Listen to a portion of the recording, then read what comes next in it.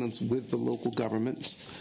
One could argue that the letter from Mendocino would say that's not 100% true, at least for one. And are the execution of intergovernmental agreements between the tribes and local governments a requirement that must be in place before the legislature can ratify the compact? Those are kind of sort of the three things that we're looking at today. Not trying to make it particularly complicated, and looking for a good discussion. Remember, we're not voting today, so you don't have to feel that this is your persuasive voice per se, because this is an informational hearing. This hearing is a part of the process that the legislature does for advancing a compact, but we are essentially hearing the information. So I forgot who's first, and if I pulled out my own agenda and looked at it, okay. With the governor's office. Okay. Kristen, I'm not going to try to pronounce your last name. Kirsten. Oh, Kirsten, and yeah, because if I tried to say that, I might get in trouble, and so. But I got that Kristen. Okay, I got that Kristen down, so I'm going to quit while I'm ahead. The Deputy Director of Legislation, the Governor's Office of Planning and Research, and you were involved in these compacts in the Governor's Office. Yes. Would you like me to start with Pinoleville or Upper Lake? Upper Lake. You know what? Make it easy on yourself.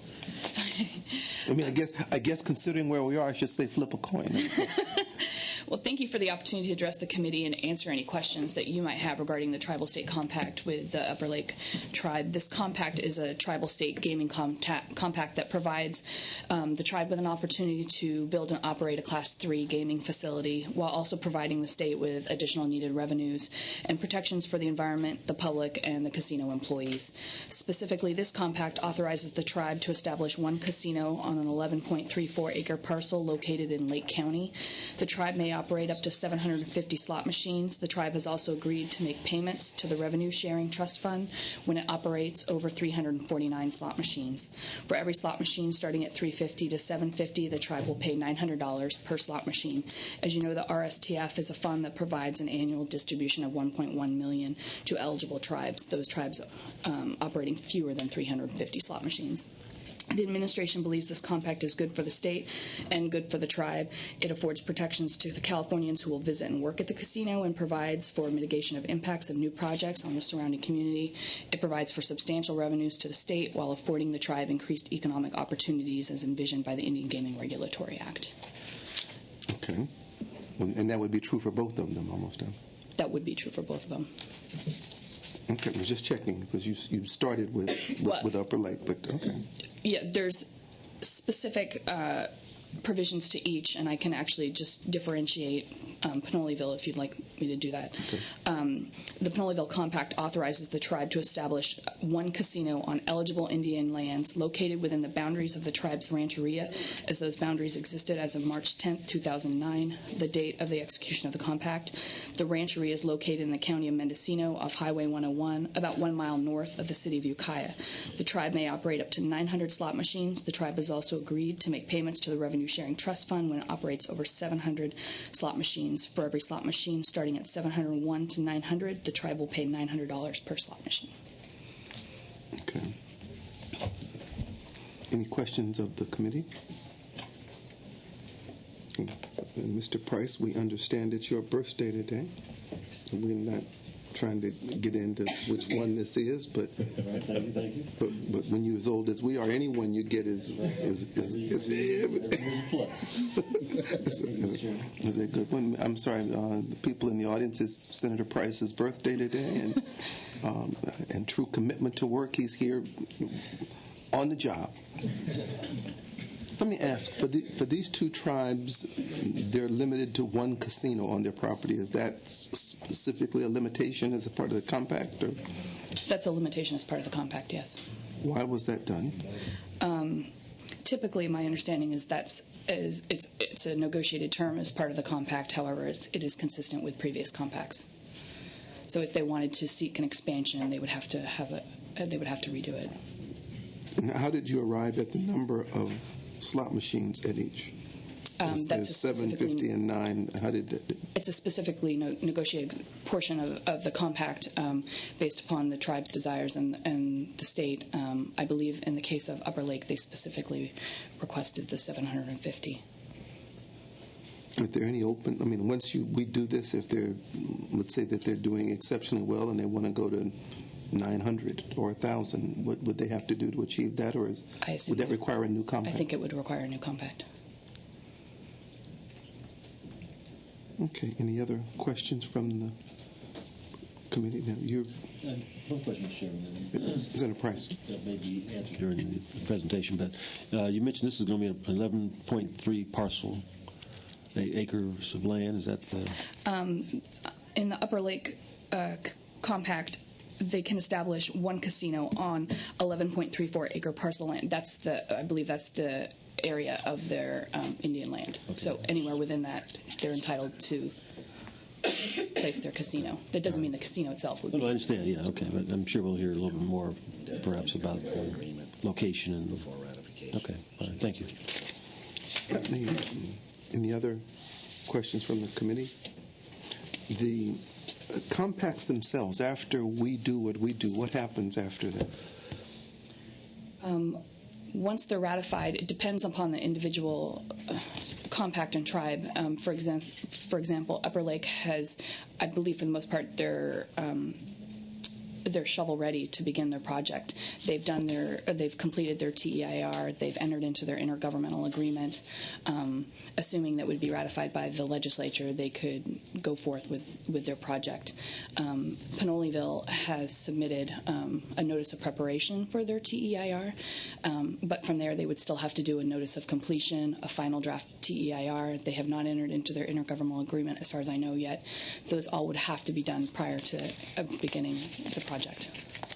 Okay. Does the federal government review after we Yes, the Interior has to review it as well and approve it. Okay. Was there a time sequence for them, or do they get a? That I'm not sure of. I can get back to the committee on that. But and they have to publish it in the register. I think for 20 days or something like that. Okay. Any other questions of Kristen? And I don't mean to would you for the record, I guess, pronounce your last name? I just don't want to mess it up real bad and just sound like an idiot. But it's Kolpitki. Kolpitki. Yeah. Okay, it's actually just like it sounds. A little bit, pretty close. Okay, Kolpitki. Okay, Ms. Kolpitki, thank you for. Sure. Again, are there any questions of the governor's office in the person of Ms. Kolpitki? Thank you. Okay, thank you much. And if you hold on, we may have a question for you later on, if you can. I'm going to call Sherry Treppa, Richard Armstrong, and David Quintana.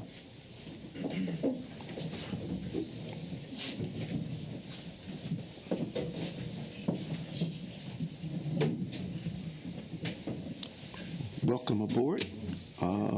Again, this being a gaming issue, we can flip a coin to see who goes first, or I can flip, or since they work for you, Madam Chairwoman, you can go first, whichever's easier. Well, I think the Chairwoman and I agreed. I'm not quite sure why I'm up here, but I would just like to say that I'm David Quintana in support of the Upper Lake Compact, and I think that's all I have to say. Okay. Would you like me to proceed? I'm Sherry Treppa. I'm the chairperson of Governmental, Pomo of Upper Lake. I know that's a tongue twister. So that's why I just kept saying saying Upper Lake. I don't blame you. I've actually been there, too. So. Well, we would like for you to be there opening day as well. It is beautiful. Hopefully that will be before Memorial Day. It is beautiful country. It is beautiful. We love it up there.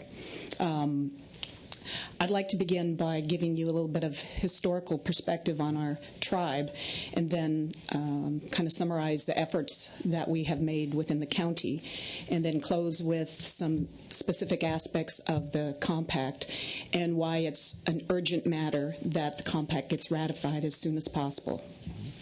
The tribe is a federally recognized tribe. We went through termination in the 50s during the California Rancheria Act. The tribe sued the federal government to restore its Indian status in the 70s and won that in the 80s. Pursuant to IGRA, we were entitled or are entitled to restore our land base, and to begin that, we entered into an agreement with our current investor. The tribe since 2005 has made every effort within the county to be very forthright in discussing what our intent was for the casino. As soon as we found a piece of land and closed on that deal, we went to the county and let them know that we intended to put a small gaming project. And because we were interested in being a good neighbor and being a responsible part of the community, we entered into an agreement with the county. The tribe has 205 current members. The acreage is just a little bit over 11. It's actually 11.24 acres. The tribe historically had over 500 acres before the termination process. So in the scheme of things, the site is considerably small, but it will accommodate a very, very small, modest project. This project, however, is critical. It's critical to the tribe getting to the point of being economically self-sufficient. Currently, the tribe depends upon federal grants to keep its administration going and to provide very, very small amounts of funding for housing, education, and EPA. So the tribe, as I'd mentioned, went to the county and negotiated an MOU, and with that we also negotiated a fire MOU to mitigate any of the possible issues that may occur on the site. We entered into a wastewater agreement, and I believe we have several county representatives here to speak on our behalf as well. The tribe has made every effort to cooperate with the county prior to even beginning negotiations of a compact, purely because we are responsible and want to be a good neighbor. The tribe also, pardon me, during the negotiations with the county, the tribe became aware that the intended amount of land that we were going to be putting into trust, which was 60 acres to begin with, would detrimentally impact the county in its Middle Creek restoration project. The tribe agreed to limit our trust acquisition to just a little over 11 acres so that the county could move forward with the Middle Creek restoration project and basically restore and help, I guess, preserve the health of the lake. So in every way, this tribe has been very, very responsible to the county. Not only are we looking to provide jobs for our own community, we are going to be providing jobs for the county. The county currently has about 18% unemployment. Recently, there was a closure of one of their largest facilities in Canocti Harbor Resort that let go 700 employees. Our project will provide about 140 jobs. It's not 700, but it's something in a community that is detrimentally impacted by this economy. There are a lot of folks that don't have work. A lot of folks that need jobs. Our tribal membership needs jobs. The county will benefit from MOU payments. The county will benefit from some marketing payments that we have negotiated in the MOU. The county will benefit from just providing the jobs. So with that said, the tribe is in a position that it needs the compact to be ratified immediately. The tribe has been working on this for several years, and with that, it's very expensive to go through the trust acquisition process. We owe some money, and the interest is accruing. It's accruing to the point that the tribe's project is in jeopardy if it does not move forward immediately. So we respectfully ask that the Senate look at us as an individual tribal government, and we have negotiated a compact with the state on a government-to-government basis. We negotiated an MOU with the county on a government-to-government basis. We ask that you do not delay in looking at our compact and ratifying it. I know we have considerable support within the community and other tribal governments as well. There's no reason not to move it along.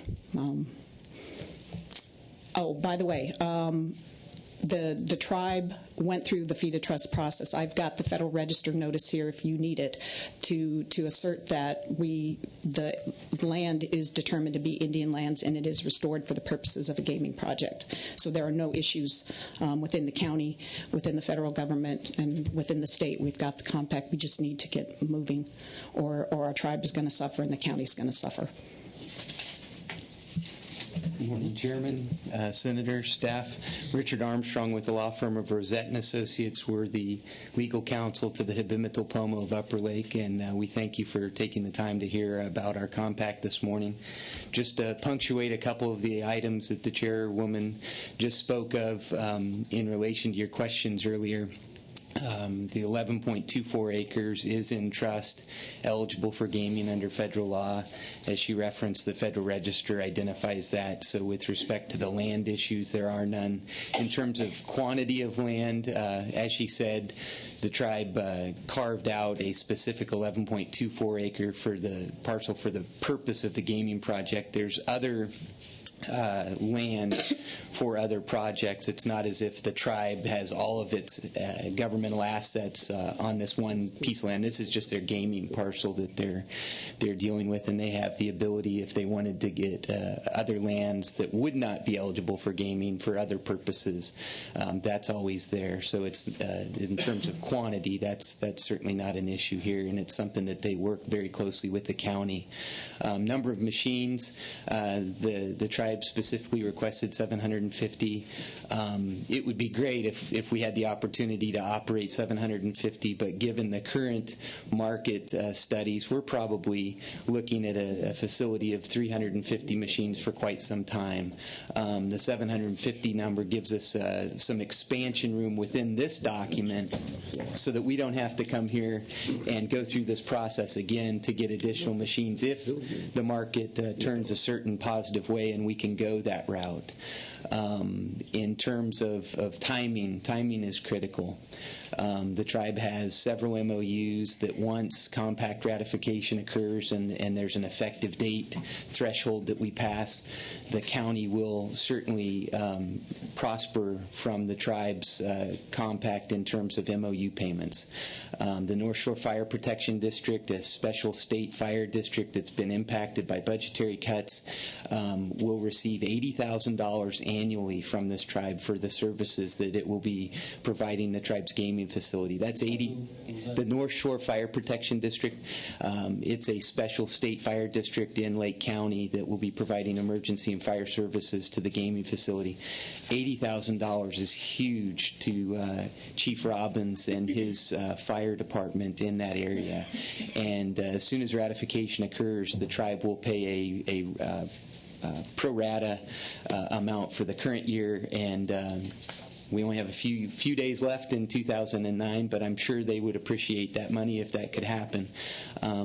Beyond that, it's $80,000 a year that they will garner. The Lake County Special Districts, the wastewater service provider to the tribe, has already received over $385,000 from the tribe in terms of capacity and mitigation elements. They were able to replace a much needed and dilapidated pumping station that's literally 20 feet from the boundary of the trust parcel as a result of this tribe's gaming project. Once ratification of their compact occurs, there are other payments that will come to them, and again, in our reduced budget era that we're in, those are much needed dollars for that. And Mark Dellinger, the administrator of the Lake County Special Districts, is here and can probably punctuate that more eloquently than I can. He's next. And then, most importantly, jobs. The shovels are ready. Ratification means construction in a county where construction jobs are few and far between. And beyond the construction jobs, during the building phase, we're talking about 100 to 200 full-time, good jobs with benefits in a county that's experiencing a 17% unemployment rate. So this compact is good for the state. The revenue sharing funds are fair. The tribe negotiated that with the governor's office. The state will benefit immediately. The county will benefit immediately. And the tribe and the population of Lake County will benefit immediately. And we ask for your swift approval of their compact. Thank you very much. Okay. Any questions from the committee? Mr. Chairman? Senator Price? How many members are, first of all, thanks for the presentation. Sounds like it's going to be an exciting project and a real economic boost to the area, to the tribal members and the area. But how many tribal members are there at the present time? 205, I believe. I'm only saying that because we're enrolling. So it is increasing. Mm-hmm. I mean, that's about the number you expect, or you think it's going to? No, we're still enrolling. Or? It just depends on births and that sort of thing. Okay. And it's a lineal descendancy requirement. The enrollment ordinance requires that you have a lineal descendancy to a base roll. Okay. And you mentioned the geography, I guess, the Middle Crest Lake. Middle Creek Lake, I guess, that it's adjacent to the property that's being... Middle Creek runs into Clear Lake. The lake is actually Clear Lake, but the project that I referenced is called Middle Creek Restoration. Okay. And you mentioned that it's just short of the project area, so it doesn't interfere with that restoration project that the county's already engaged in? No, right. It does not interfere with it whatsoever. Basically, it's a parcel that it would be lakefront. Eventually, if the restoration project goes through. Now they're dependent upon funding by the federal government. So, to the extent that that's going to be occurring anytime soon, it is doubtful. The key was that the land did not go into trust, so that they would have to put some kind of berm around it to protect it. You cannot impact trust parcels with a project like that. So is it envisioned at least that the project will have a site that will be able to view the lake? Is that part of the plan? Possibly. There's it's a wetlands. It would be a wetlands restoration. I see. If I could, Richard Armstrong again. What we did was we worked with the county and saw the 100-year floodplain line as a real good line to define where their project would need to be effective. And so all of our parcel is above the 100-year floodplain. And what that does is it eliminated any hamstringing in terms of the county effectively getting rid of the archaic levee system that currently is there. It's expensive, it's not effective, and it doesn't provide the flood protection and wetlands protection that truly need to be in place given the impurities that are coming down Middle Creek and into the Clear Lake area. The county is looking at, in the future, having an interpretive center and a trail system through this area connecting the Rodman Slough area to the Middle Creek facility, or the tribe's gaming facility area, and the tribe would partner with them in creating that interpretive center and trail system. So it's a win-win situation. We carved out land. Those issues that would be there if the land was in trust aren't there, and hopefully at one point in time we will be able to exchange that land with the county, either for a fair market value or a land swap of something. We haven't gotten that far, but eventually there'll be an interpretive center and more elements that the county can prosper from. Thank you. Okay. You might have said it and I missed it, and I apologize, Madam Chair. How much revenue from your compact operation, if fully operational, because obviously you can't give money that you don't have, on a projection, what would you say the state return would be? It's 15% in the compact of revenues. Okay. And again, and that's, and I think it's scaled. We shouldn't try to get 15% and you didn't make but $1. So it's hopefully it- got some scaling on it so that Well, it allows you to grow into your. It depends on how much revenue there is, and they get Right. 15%. Okay. Yeah, I mean, it's a fair compact. We would, we negotiated pretty good compact. We were excited to actually have that before you for ratification. And, to the extent that we're an individual government, we would appreciate that always being taken into account, that we are an individual tribe that is asking you for ratification of our compact. Okay. Okay. Any further questions from the committee? Okay. Thank you. Thank you. All very much. We greatly Thank you. appreciate it. Okay. I'm going to continue. Ms. Summerfield and Mr. Dellinger. Did I pronounce that correctly? I didn't mess it up too bad, sir. Is that? I guess if I put my glasses on and I could see. Deborah Summerfield and Mark Dellinger. Okay.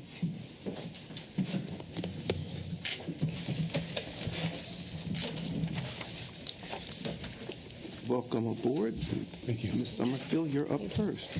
Well, good morning, Chairman Wright and committee members. My name is Deborah Summerfield, and I'm Deputy Administrative Officer with the County of Lake.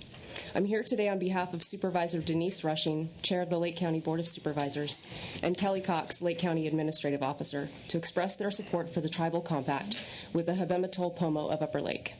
Although Supervisor Rushing and Mr. Cox are unable to be here today, they have asked that I read into the committee record their letter of support submitted dated December 14th.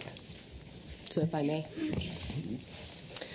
We are writing to express our strong support of the efforts of the Habematol Pomo of Upper Lake to conclude a fair and equitable tribal state gaming compact between the tribe and the state of California. The County of Lake has established an exemplary government-to-government relationship with the tribe as a result of the Upper Lake Area Gaming Project. The cooperative working relationship we have enjoyed with this tribe from day one has set a new standard in Lake County and is truly a model for others to emulate. The tribe has gone well beyond the county's expectations in its extraordinary efforts to include county officials and the community at large in the preparation and planning of its gaming project over a period of several years. The county, through its agencies and officers, continues to meet regularly with the tribe to ensure the local community interests are adequately accounted for within the project. Foremost in these planning efforts is the existing Memorandum of Understanding between the county and the tribe that ensures the county's interests are taken into consideration throughout the tribe's project. The MOU sufficiently provides for many mitigation measures, including payment by the tribe to the county of a payment in lieu of property tax, wastewater mitigation measures, water mitigation measures, health and safety mitigation measures, fire and safety mitigation measures, security and law enforcement mitigation measures, traffic mitigation measures, county tourism marketing, and Middle Creek Restoration Project consideration. To date, the tribe continues to comply with the MOU by taking action to preserve over 44 acres for consideration of the Middle Creek Restoration Project, providing over $378,000 to the county for improvements to the Lake County Sanitation District's wastewater system, and establishing an agreement with the North Shore Fire Protection District to provide $80,000 annually for fire and safety mitigation. The county supports the tribe in its efforts to conclude a fair compact with the state of California in order to see the tribe's project to fruition. In addition to the funding the tribe will provide to local agencies pursuant to the MOU, completion of the tribe's project will result in much-needed new jobs, important Highway 20 safety corridor improvements, and a general overall stimulus to the county's struggling economy.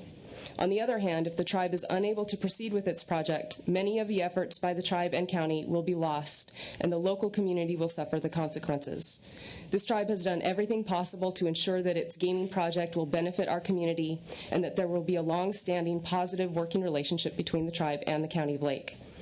If the project cannot move forward because of unreasonable delay in the ratification process, it would benefit no one, as this economic development opportunity could be lost to the tribe, to our county, to the community, and to the state of California. Swift ratification by the state legislature of the tribe's compact is critically important. Your support of the Habematol tribe's efforts to bring this matter to a positive outcome without further delay would be very sincerely appreciated by everyone involved. Many urgently needed new jobs in Lake County are dependent upon this, and we are very hopeful that the tribe will be able to move forward at the earliest possible date. Thank you very much for any assistance and consideration you can provide to this exemplary tribe, the Habematol Pomo of Upper Lake. Sincerely, Denise Rushing, County Supervisor, District 3 and Board Chair, and Kelly Cox, County Administrator. Thank you. Okay. Thank you. My name is Mark Dellinger. Our agency manages the Lake County Sanitation District. From the inception of this project, our involvement with the tribe, they have been exceptionally cooperative and proactive. Through the entire process, they negotiated in good faith. Their performance, in my opinion, has been exemplary.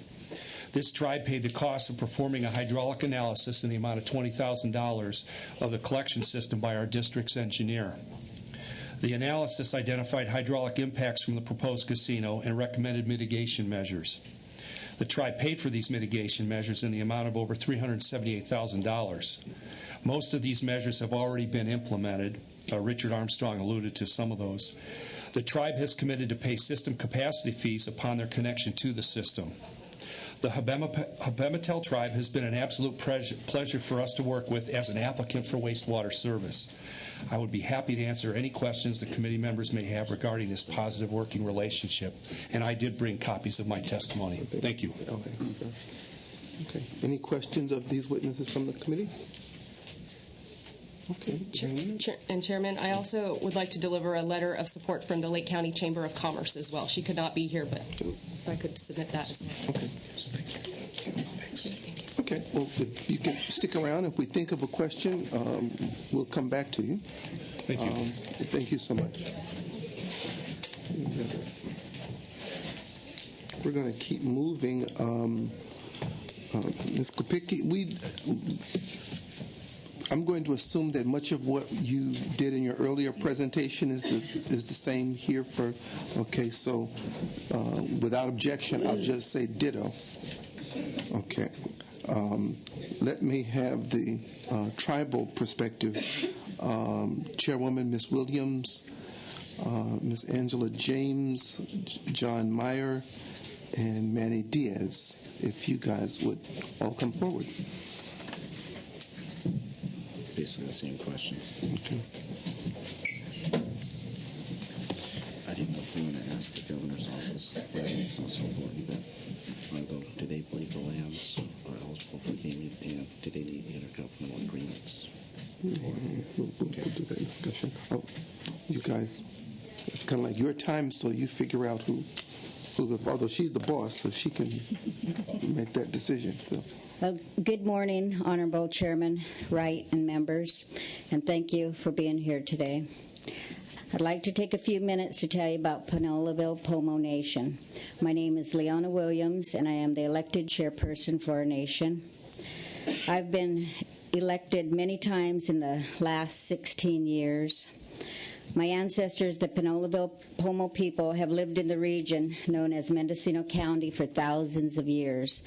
My great-great-grandfather was a leader of the tribe. My grandfather was a leader, my father, and now I've been the leader for the last 16 years. Our relationship with the United States government officially started in the 1900s when the U.S. government purchased land for the Pinoleville tribe and officially recognized Pinoleville Pomo Nation as a sovereign nation. The original purchase was the Pinoleville Rancheria, and today the same borders exist as our nation's reservation. Pinoleville Pomo Nation was terminated in the 60s, and our rancheria parceled out to Indians then living on the land. Hardships caused many of these Indians to sell their land to non-Pinoleville citizens. In 1983, Pinoleville fought back to reclaim their federal recognition in a class action lawsuit. We, along with 16 other tribes, had our recognition restored and the original boundaries of our reservation restored. Today, the Pinoleville Pomo Nation is governed by an elected council of 7 officials. Our government is strong and stable. When I was elected, Pinoleville was in a serious deficit. The tribal council worked very hard to put long hours in to build the solid foundation we have today. 16 years of dedicated service and our leadership has resulted in the stable, successful, and financially sound tribal government. After several years of planning for a casino, I am here today to ask you for your support for this ratification of this compact. We have approximately 250 citizens in our nation, and our government now runs around 8 programs, and we have 33 employees. Just to mention a few of our programs we have a Head Start, we have a vocational rehabilitation program, and we have environmental, social services, and the one that I'm most proud of is the Head Start, because like I said, during termination, I'm a product of termination. I'm 60 years old, so I was there when our reservation was terminated, and I was assimilated into the dominant society, and I found out later in my years that doesn't work, so I had to go back and relearn my culture and also trying to learn my language now, which our Head Start is providing for our young kids now. And we also serve the other 9 tribes in our area. And we also provide space for another tribe, Yokeo tribe, that isn't federally recognized, but they have limited funding, and so we provide them a tribal office also. Our tribal unemployment rate is high, much higher than the county average and state average. Our people need jobs, like most people know. They need housing. We are ready and willing to do whatever we must to support our citizens. Our children need scholarships. Our elders need housing and support. We already collaborate with our social service agencies. Pinoleville-Pomo Nation has many goals to build up in our community, not just Pinoleville's community, but our Mendocino County home and community. We are not developers and do not have the expertise. We have entered into a development contract with the Canales Group to help us develop this casino. The Canales Group has been working with the tribe for over 9 years. We need their expertise to make this happen. Our development contract will be reviewed and certified by the National Indian Gaming Commission. Every gaming tribe has to go through this process. I, on behalf of the Pinoleville-Pomo Nation, invite all of you to come to our reservation. See for yourself that our people need housing, medical programs, elder care, drug and alcohol facilities. Our administrative offices and Head Start buildings, our modular offices, must be replaced with permanent structures. Our kids need money for scholarships. As a tribe and nation, we want to provide these services to our people. That is why I'm here today. I'm here to ask for your support, and so that we'll be able to provide more programs for our people. Our Vice Chairperson, Angela James, would like to take a few minutes to tell you a little bit more about our tribe. And again, I thank you, and I also thank the Creator for being here today. Thank you. Good morning, everyone. My name is Angela James, and just to tell you a little bit about myself, I was born and raised in Ukiah, California, on the Pinoleville Reservation all of my life, and I had the opportunity, wonderful opportunity, to be raised with my grandfather, Smith. He was born in 1911, and he shared a lot of the history of the valley and our tribe with me. And through his encouragement, introduced me to the tribal government. And through the years, he would talk to me about different issues and stuff with the tribe, and I couldn't wait to turn. According to our old constitution, you had to be 21 to run for office, and I remember back then I couldn't wait to turn 21. Most kids are waiting to turn 21 to go into a bar, but I was waiting to turn 21 to be on a council. And so with that, I carried all my grandfather's values, and that's what brings me here today.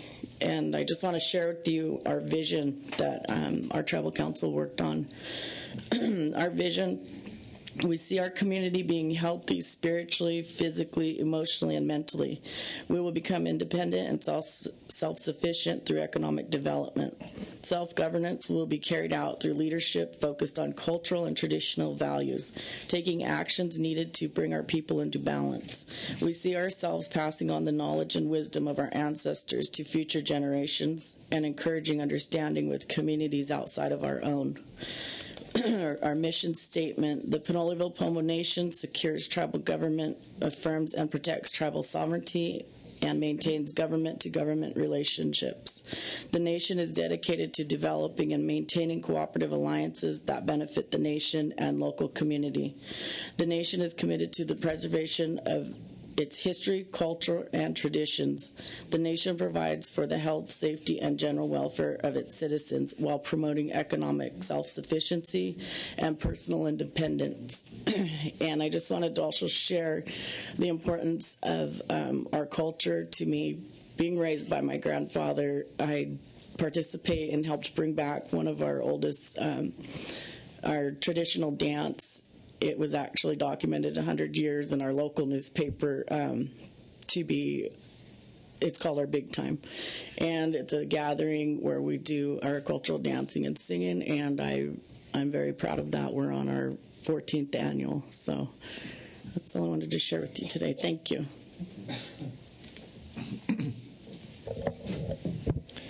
Good morning, Mr. Chairman, members of the committee. My name is John Mayer, and I'm an attorney with Mayer, Pfeffer, Kim, and Geary. Chairwoman Williams has asked me to discuss the Pinoleville land situation and how it has impacted the timing of MOU negotiations with Mendocino County. The compact authorizes Pinoleville to conduct Class III gaming at a single gaming facility located within the boundaries of the Pinoleville Rancheria as they exist today. As Chairwoman Williams mentioned a few moments ago, those boundaries are the same as those established nearly a century ago in 1911 when the United States purchased approximately 100 acres of land for the Pomo Indians in the Pinoleville area.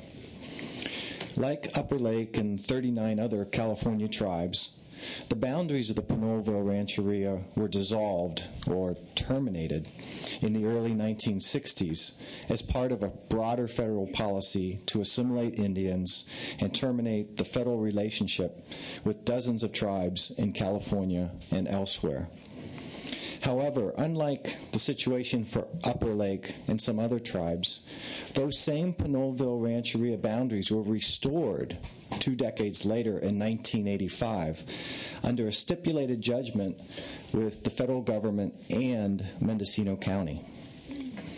As a result, everybody's been on notice for years that this reservation exists, and the tribe has always had the right to engage in Class II gaming on that reservation.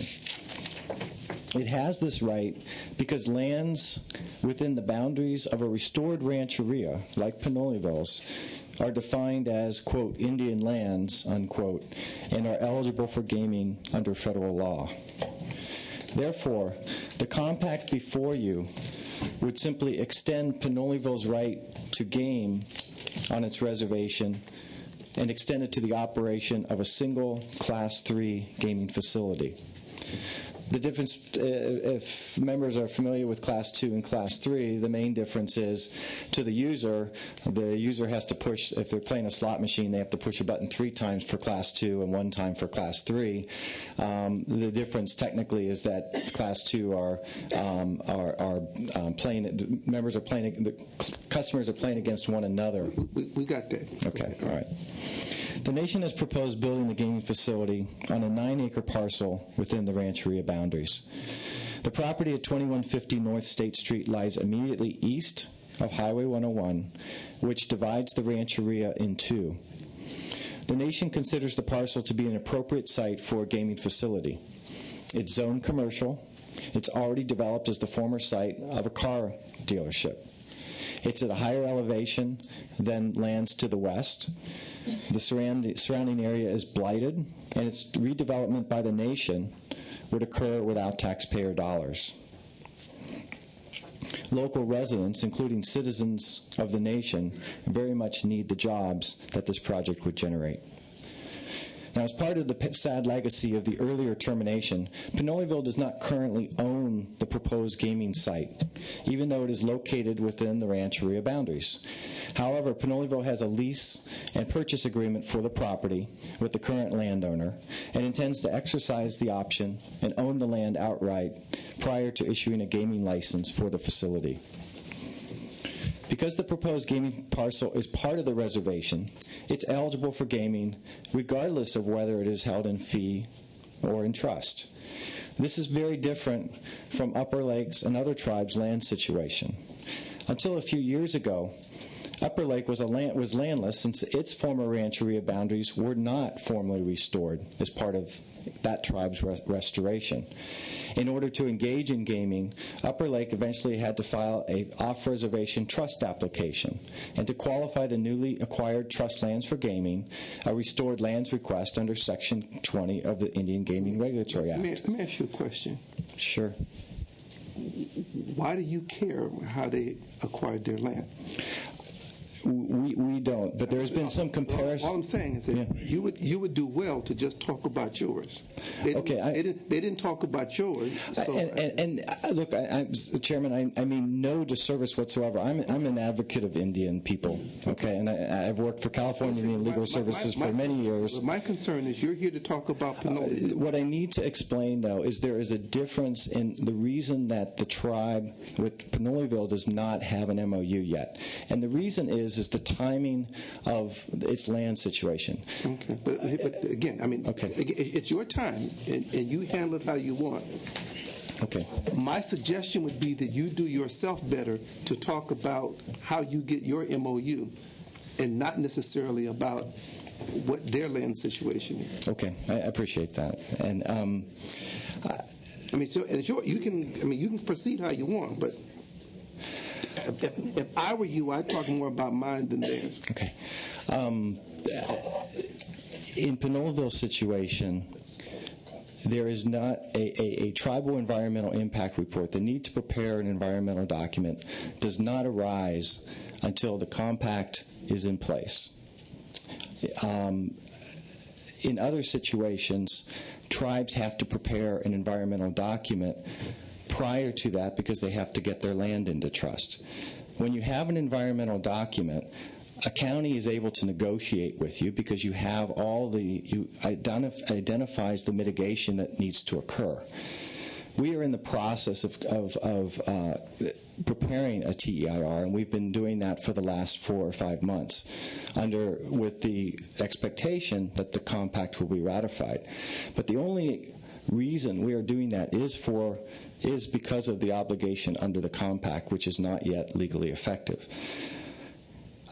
We have been working in that process with the county, sharing the administrative drafts of the sewer and water, of the traffic, and other portions of the TEIR, and then working with them to amend those sections. So when the draft publication comes out, which should occur this week, the draft should be in pretty good place, and we will continue our negotiations, which we have commenced with the county.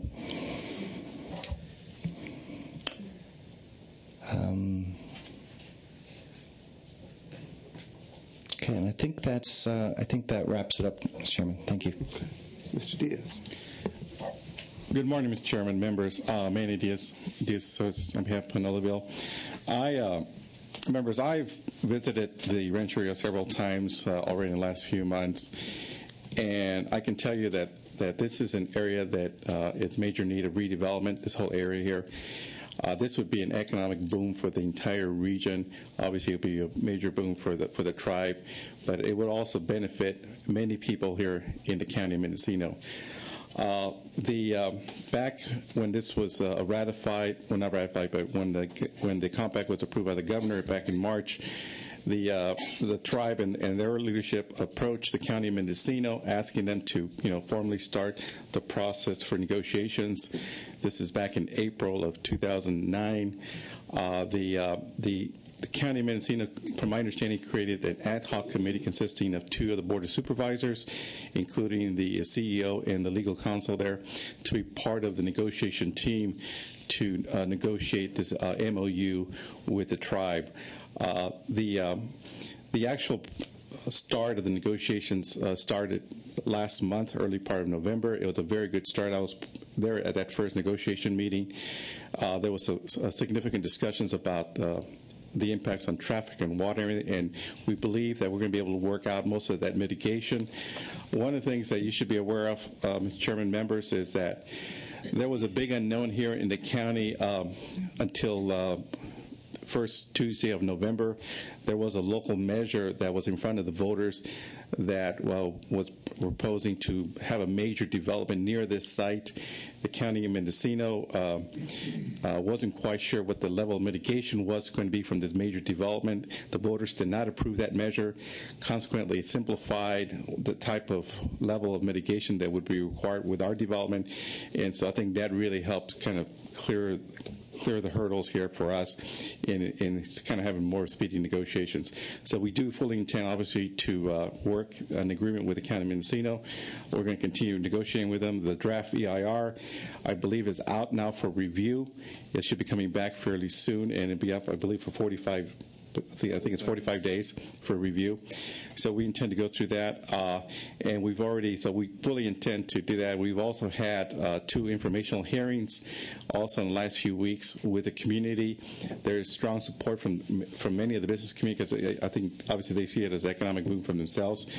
And so I understand that you did receive this letter today from the county saying, not to move forward on this thing.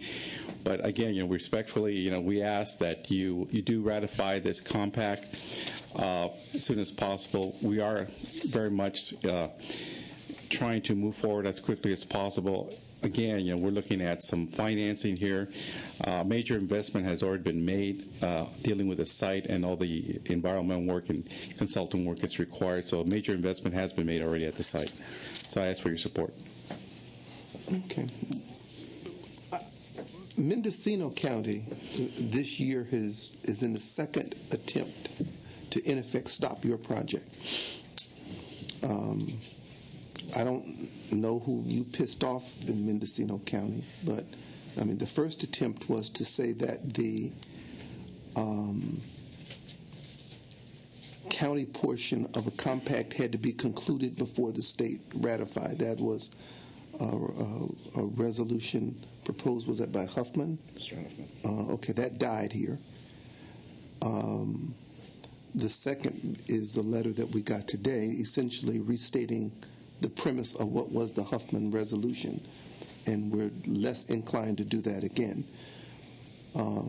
Obviously, the legislature ratifying the compact doesn't in and of itself give you license to build anything. And my brief conversation with the folk from Mendocino is that, they're kind of sort of looking for, as the old people used to say, a belt and suspenders.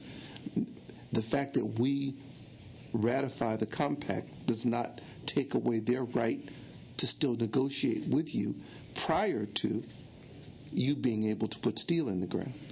So, I think there's a thing where they would like to have a dual leverage of negotiation against you, and I'm concerned with that, and the committee has now rejected that idea, and we are likely to do it again.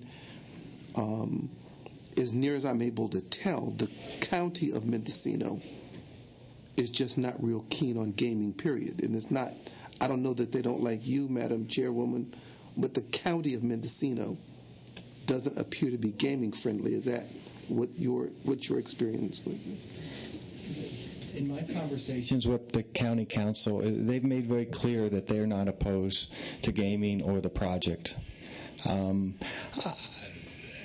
I won't speculate as to why this has all arisen, but they have specifically stated, and I think Janine Nadell, the county council, said at the last meeting that they weren't opposed to the project.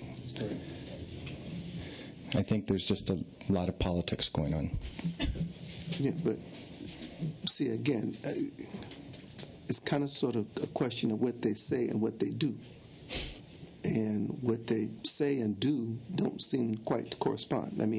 I have a letter from them saying, don't ratify your compact. That doesn't sound very supportive to me. Maybe I don't speak English properly, but if somebody bothered to write a letter and said, don't ratify the compact, that's pretty definitive. And then they were the sponsors and testified relative to the other resolution that would have said don't ratify until we plan. Again, that's, I mean, and I don't know all of Mendocino. I don't know how many casinos are in the county. There are a number, actually, and they've had experience. They've been working with the tribe for 100 years. Again, the letter, the board has never taken a position. They've the board did vote for an ad hoc committee to negotiate an MOU back in, was it April?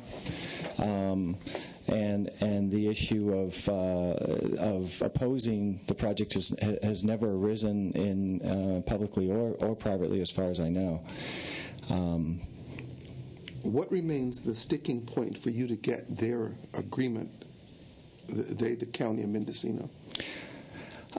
I'm actually a little perplexed because we had a very good meeting with them recently, and I was actually very surprised by the letter that went out yesterday, to be frank. I think that we have the traffic. We've been working with them. The Department of Transportation have come up with a solution to their issue, which is basically one intersection where you either do a light or a roundabout or some sort. Water and sewer. Sewer, there's plenty of capacity. Water, there is a concern about getting water off-site because of a current moratorium, but there is a 1-inch pipe that goes to the facility already, to this old car dealership, and the tribe has plenty of water on the reservation, and certainly the water issue is really the tribe's concern more than the county's, because the tribe obviously needs, or the nation needs to have water in order to build its facility. So those issues, public services, we've been working with them. In fact, the sub-report was presented to them yesterday, and an initial proposal. The negotiations are confidential, but initial proposal was presented, and I can say that the county recently, a couple years ago, entered into an MOU with Coyote Valley, and that has been being used as somewhat of a model for our negotiations. So to answer your question, I frankly cannot. Mr. Chairman, I was at that first negotiation meeting with the ad hoc committee for the county. This is back in early November, and there was 2 supervisors that are part of the committee, and also the CEO there, Mr. Mitchell, and then Janine, the legal counsel there for the county. And to me, they seem very supportive in e-gaming. It's just that they wanted to start working on, as far as identifying the kind of mitigation that would be required to reach some kind of agreement with Pinoleville. So for us, it was a very positive meeting, and so that's why we're also kind of perplexed here with this letter that just I guess you just got yesterday. I didn't write it, so I don't. No, I want you to understand that, think Mr. Chairman. That it was me. Yeah, so I think what they're saying, obviously, is they want to have the MOU before the ratification, basically. Well, I mean, we and they didn't appear today. They did indicate that they had prior commitments, and so they wouldn't be here. So we can't ask them anything beyond what is in front of us right now. I would certainly have said to the council, if she were here, that the ratification of the compact does not preclude her ability to have negotiations with you prior to steel going in the ground. So, I mean, unless she just prefers to have an additional negotiating point, the issues raised in her letter actually are just factually inaccurate. And I would have said that and would say that to her if she'd been here. She's, our passing a resolution does not, preclude her from doing whatever negotiation she wishes to do after you get that. I mean, that said, again, this being informational, and we'll be, taking actions probably in the next 24 hours. Again, I would caution you as you proceed.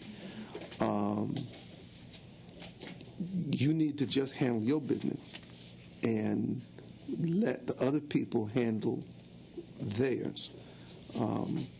if you were into Bible stories, there's a portion in Mark where the guy wanted to make somebody else stop doing something, and the short story was that Jesus said to him, if somebody's not against you, they're for you. So you don't need to go create enemies that you don't have. I mean, particularly in your case, since you have enough people throwing rocks at you already, I mean, the last thing you want to do is be in the middle of 2 or 3 people throwing rocks at you, because usually when you're in the crossfire, you end up dead. So just, again, you all grown, so you'll handle your business as you need to. Mr. Chairman, good point. I've had a rock thrown on my head before. It hurts. So thank you for that. No, yes, thank you, Mr. Chairman. The governor is looking again at binding arbitration, which could occur to this process that you're having with the county. I mean, so those issues work out, and the other side becomes, if we don't ratify, I think the county should understand is that the fact that we don't ratify doesn't mean that the casino doesn't go forward. It moves then to a federal negotiation, at which point neither we nor the county has any particular input. So it is in our interest to play, because we could end up completely out of the game, and the county could end up with a far less advantageous negotiating point than they currently have, because I bet that the Department of Interior would be a whole lot less favorable than would we or the county to some of the issues that are being sought. So, there is risk that occurs even for the county of Mendocino in terms of their opposition. But again, oftentimes in this, people are betting on time, and they bet that over the time that it would take you to get to the federal side, that you'd be broke. And if you were broke, then, I guess this being a gaming issue, their bet is that they can break you before you get to the federal side, and you end up with nothing. But I would defer to you if you had some other issues that you wanted to raise. I do. In talking here, a lot of issues have been raised, and I may be out of line saying this, Madam Chairman. Half the other people are. Don't worry about it. Being raised by my grandfather, like I said, he was born in 1911, and he's seen the history of Mendocino County. He told me the story of the signs and windows that said, "No dogs or Indians allowed." That's what we're dealing with in that county, and I'm not afraid to say it, because anytime any article comes in our local newspaper, I go on there and I read the blogs, and they're really racist. They might as well. Anyways, it's appalling. I was a single mother. I raised 2 children, 18, 19. They graduated Ukiah High School. Both of my kids, when they graduated, there was probably the number of Native children that graduated that high school, I could count on one hand. And so, sorry, I get real emotional with this, but that's what we're dealing with. And I don't want to call anybody racist, but I've lived in that county all my life, and I dealt with it being called the N-word in school all my life. But that's why we're here today. They called you that too? Yeah, I didn't even know what it was. I went home and I asked my grandpa. I'm not trying to make light of it. I went home and I asked my grandpa what that meant. I had no idea what that word was because I went to a Catholic school in that county, and I was fortunate to be able to do that because no other Native kids were in that school. And so that's what I wanted to say. I was sitting here like, do I say it or do I not say it? And I'm just taking that chance today. Feel free. Feel free.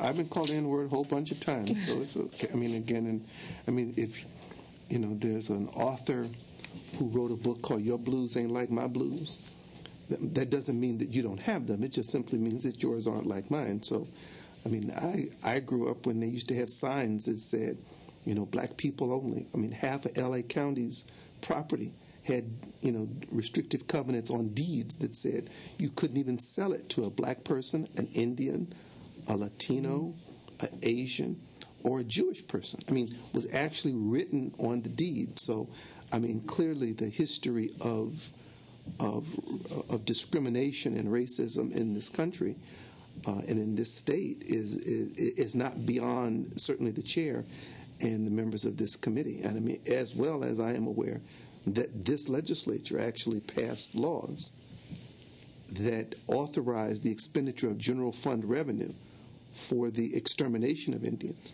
No apologies yet been issued for that, but they actually paid people to go out and commit murder on behalf of the state against Indians in the state of California. So there clearly is some history. I am, and I think the committee is very sympathetic. There are a few casinos in Mendocino. As I indicated, Mendocino this is the second attempt and since yours is the one that's up, I'm going to say this is the second attempt at you. I would hope, again, that as a tribe, that you need kind of sort of the coalition of all the tribes at work. The only reason that I raised the concern about how other people got their land and what they did, I'm not disputing the facts of what you say, but I'm just saying you don't necessarily need to, cast aspersions on somebody else's thing. I mean, the object isn't to try to break somebody else's rice bowl to get yours. I mean, everybody, I think, can be taken care of here. I'm sure I'll hear from the people at Mendocino, and they may or may not be more forthcoming with respect to their concerns about your project, beyond the letter, and I'm sure I'll see some of the other representatives from the area that may talk about it as well.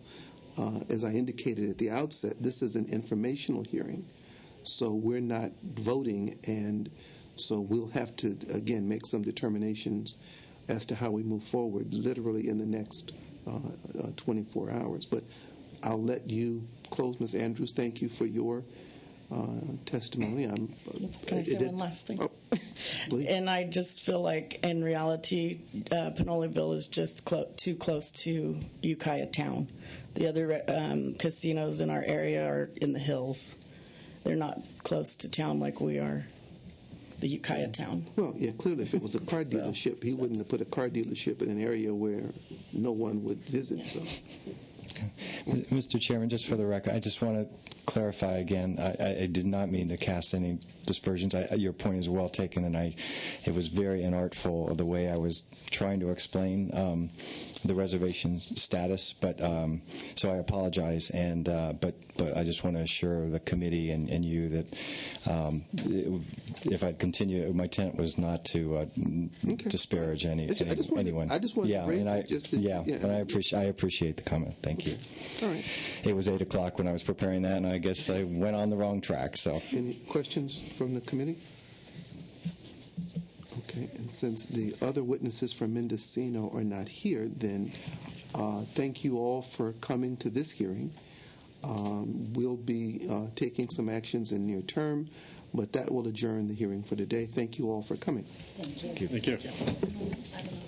Oh, I'm sorry. My bad. Is there public comment? I forgot we have to do that. Is there anyone here from the public who wanted to comment? I'm sorry. Please excuse me.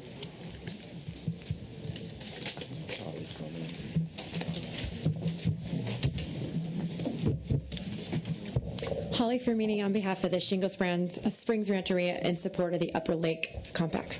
Okay. All right. Any other public comment? Okay. All right. With that, we'll be adjourned. Thank you.